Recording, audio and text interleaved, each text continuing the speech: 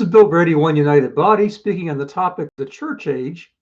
I've been speaking about the various ages in order: church age, kingdom age, ecclesia age or age of the ecclesia, and then the age of Melchizedek. So today I'm talking about the church age, and I spent many years in the church age. I initially came to faith in the church age, and I have great respect for those who are functioning in the church age, and I have great personal benefit from having spent years in the church age. What is the church age? Well, every age has a name. In this case, it's the church age. Then it has two pillars. In this case, for the church age, it's deacon and elder.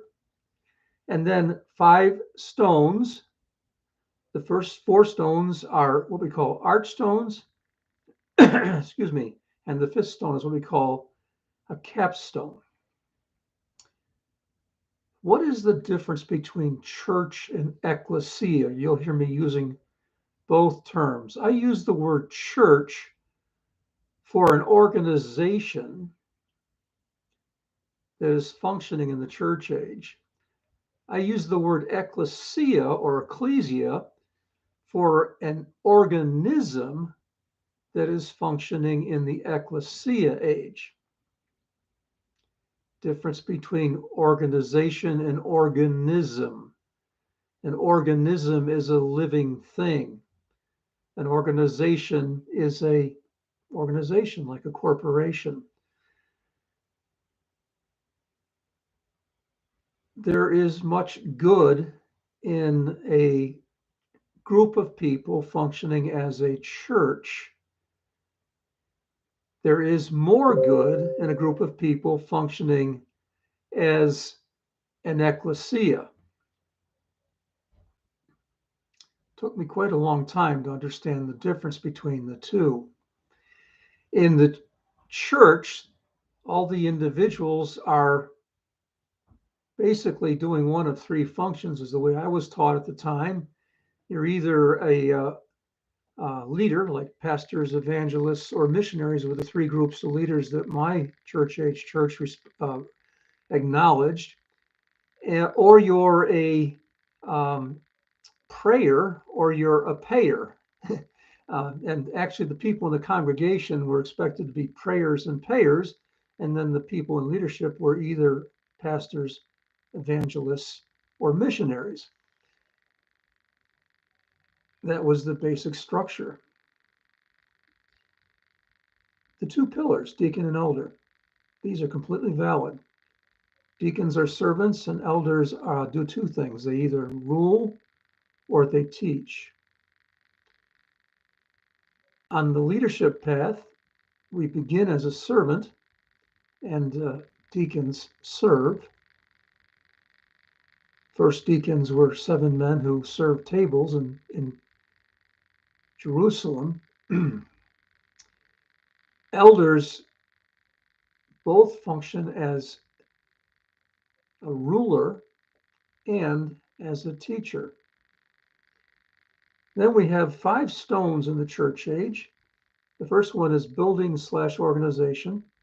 And a church age church does have a very strong identity with the building as a general rule. Many of them are very beautiful.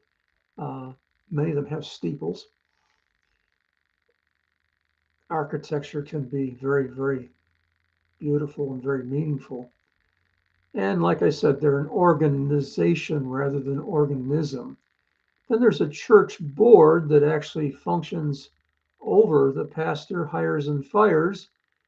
Then there's tithe, supported by tithing, which is a really good thing in the sense that there's always enough, well, there's more likely to be enough money to keep things going.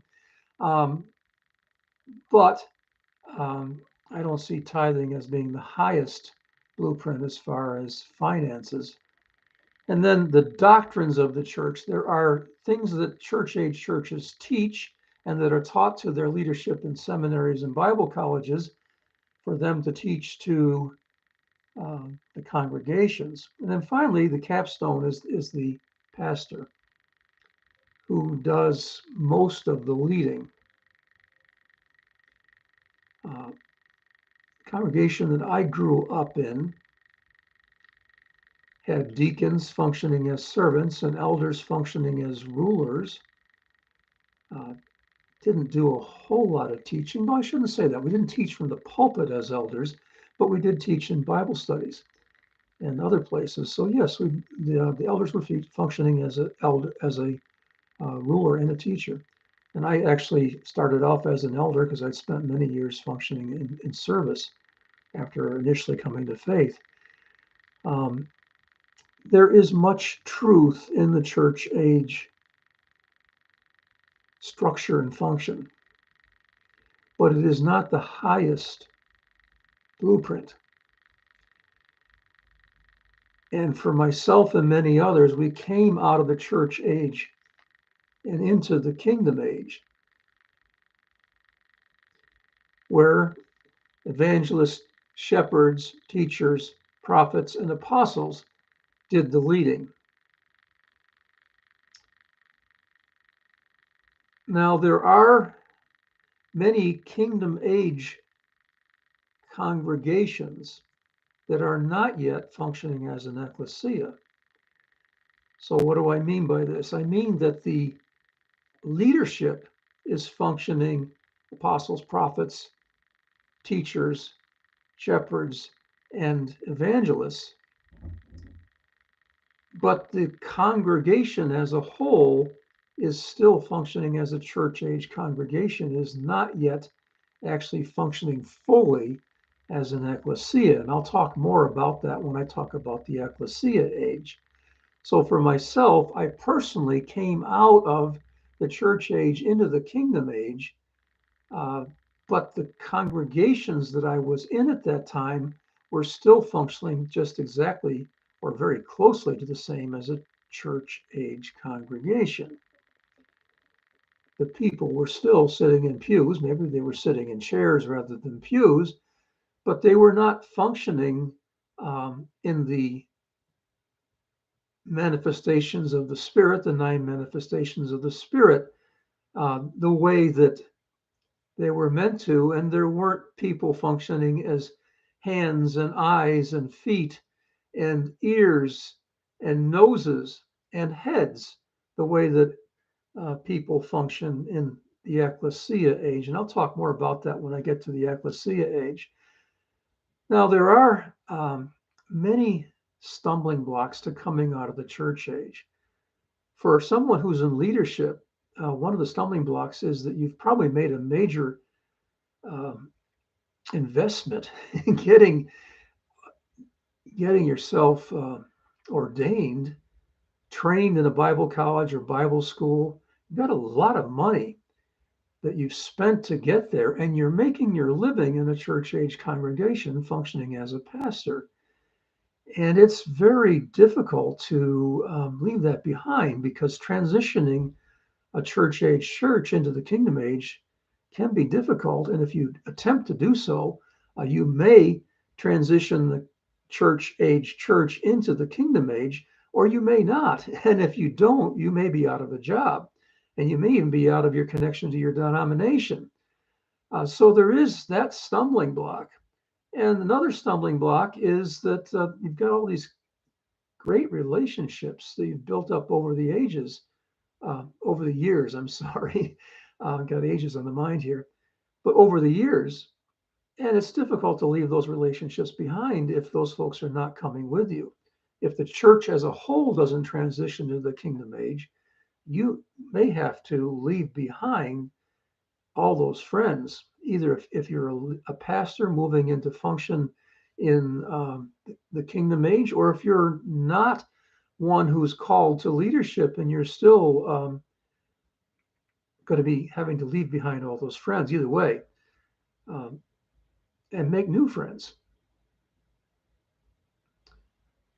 I found the transition difficult, and God had to put me in difficult situations where I left, either because I wanted something so much that I was willing to leave behind what I was leaving behind, or I'd messed it up and I didn't have those relationships anymore, or I was moving away to go to seminary, um, and therefore left those relationships behind when I went to seminary, or the pastor I was working for in a congregation that was transitioning got fired, and I left with him. So there was, God really helped me out. I really, really wanted what I wanted, the transition, and I really couldn't go back because it just wasn't going to happen.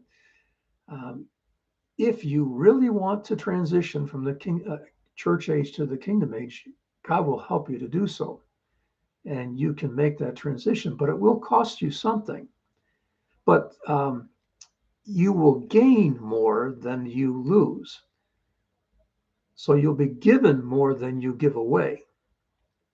But you do have to give away what you have to make that transition.